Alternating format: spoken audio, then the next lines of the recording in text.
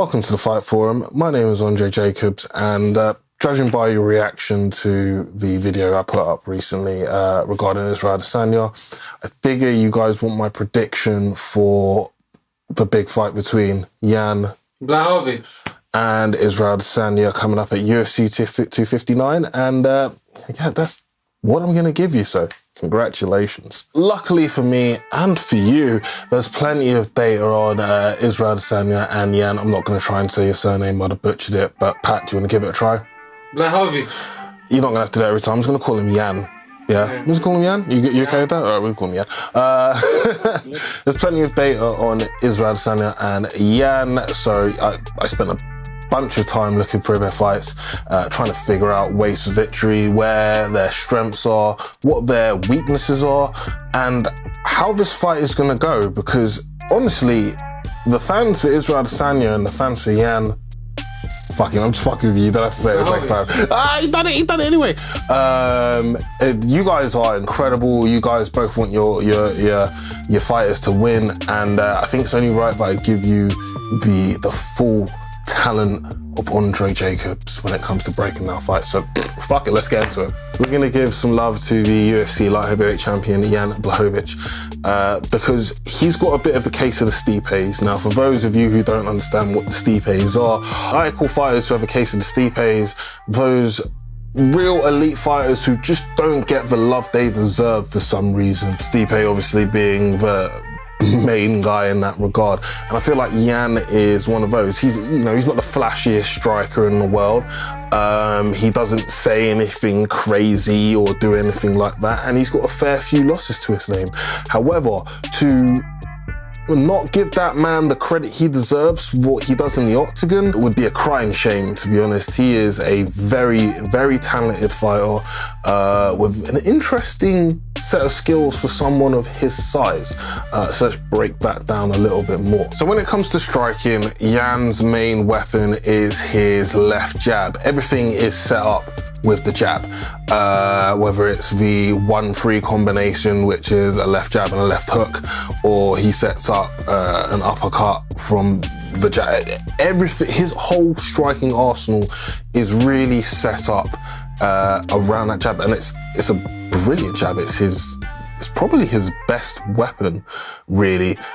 He uses it exceptionally well to control distance, and he uses it exceptionally well to set up all the other sort of dangerous weapons he utilizes basically to finish his opponent. So when I mentioned the 1-3 combination, that's basically what he used to knock out Corey Anderson, which probably prior to his win against Dominic Reyes was one of his more impressive fights, really, because Corey Anderson was using a lot of movement during that fight, a lot of movement, and I thought that would cause Jan a lot of problems. It didn't. I mean, Corey was looking pretty good during the fight, but Jan didn't really bite to the feints or anything like that. And to be honest, it was very much the same with Dominic Reyes. Reyes was using a lot of feints, using a lot of movement. Jan didn't bite to any of that shit. He just got in there, made the fight his own, and obviously got the knockout win in that fight as well. His kicking game is also exceptional. When I say his kicking game, I want to talk about the defensive sort of area of that as well. But in terms of offensive, you saw it really at its best against Dominic Reyes, where he was just slamming that left kick into the body.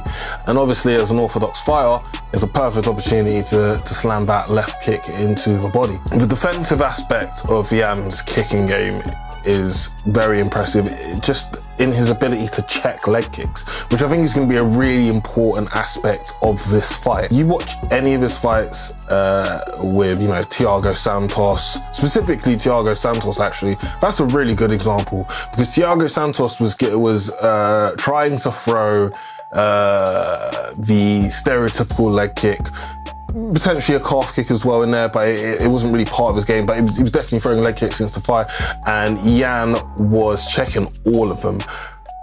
However, once he adjusted and started landing the oblique kick to the thigh, that's when it slowed him down and frustrated Jan a little bit more, which led to the knockout of Jan against Thiago Santos. But with every other fight, he's looked exceptional when it comes to the defending of the leg kicks. Now, we'd also be remiss if we didn't discuss Yan's ground game. It's really good for a big guy, right? If you look at his fight with Nikita Krylov, I remember watching that and being really confused because I was thinking to myself, Nikita Krylov took him down? That surprises me.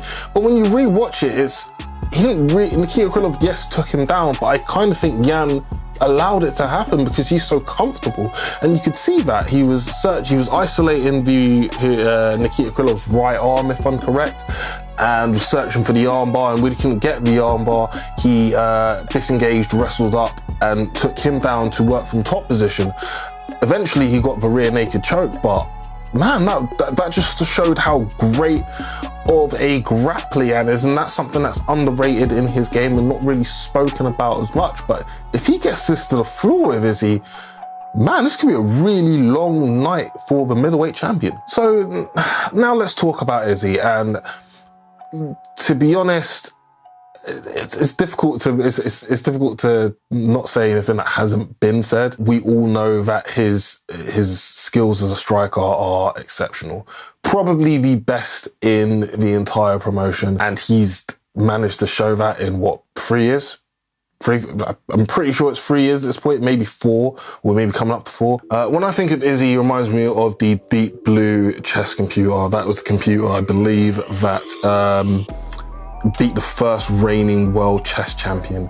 He downloads the skills of his opponents, he watches them, he's able to assess the situation, and then just do what he does best. And I love that about him. And he's going to need to do that with Yan. I remember he said in an interview, I don't throw and hope, I aim and fire. And yeah, that's a really apt way of sort of describing it. You know, we saw that against Paulo Costa, we saw that against Robert Whittaker, and, you know, in certain realms, we saw that against Kelvin Gastelum as well. I think the key for Izzy is, funnily enough, the leg kicks. If Yan is going to land those power shots that, you know, he's such a patient fighter, but once he's in that kill range, he's going straight after his opponent. But if Izzy can land those leg kicks and take away the power of Yan from, you know, when he's stepping forward, a la Dustin Poirier versus Conor McGregor, that changes this fight significantly because it's difficult for him to shoot. It's difficult for him to land those power shots that he's so good at, and then he becomes a sitting target. But if this fight goes to the floor, I promise you, Izzy is in for a long night. I don't think he's a bad grappler. I don't think if you're promoted by Andre Galvao, you're ever going to be a bad grappler. But Yan looked good, man. Yan looked really good on the ground. So that's going to be interesting. But, you know, all fights start standing. Izzy has like a 86% takedown defense rate. So that's fucking impressive in my opinion. I'm going to have to go with Adesanya.